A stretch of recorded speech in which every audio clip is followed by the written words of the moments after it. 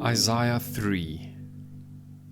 See now, the Lord Almighty, is about to take from Jerusalem and Judah both supply and support, all supplies of food and all supplies of water, the hero and the warrior, the judge and the prophet, the diviner and the elder, the captain of 50 and the man of rank, the counselor, skilled craftsman, and clever enchanter.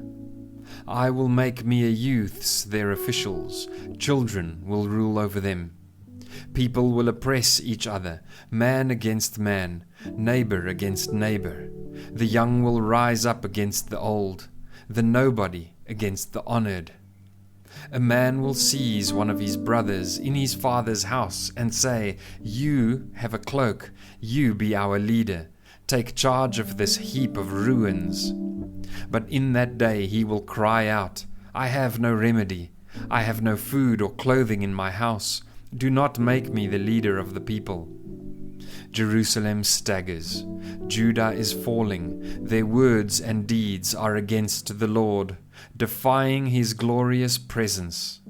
The look on their faces testifies against them. They parade their sin like Sodom. They do not hide it.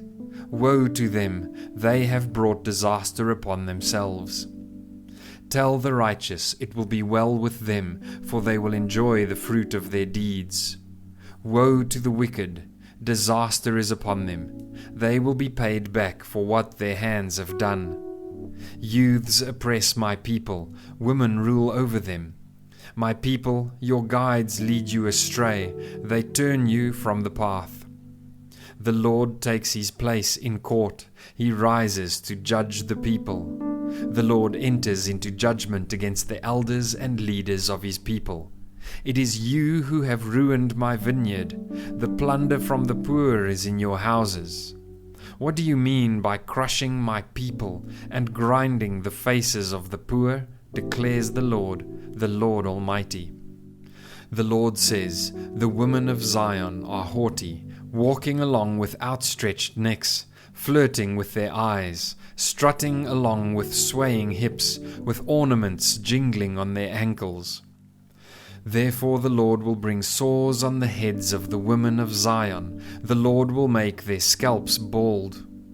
In that day the Lord will snatch away their finery, the bangles and headbands and crescent necklaces, the earrings and bracelets and veils, the headdresses and anklets and sashes, the perfume bottles and charms, the signet rings and nose rings, the fine robes and the capes and cloaks, the purses and mirrors, and the linen garments and tiaras and shawls. Instead of fragrance, there will be a stench. Instead of a sash, a rope. Instead of well-dressed hair, baldness. Instead of fine clothing, sackcloth. Instead of beauty, branding. Your men will fall by the sword, your warriors in battle. The gates of Zion will lament and mourn. Destitute she will sit on the ground.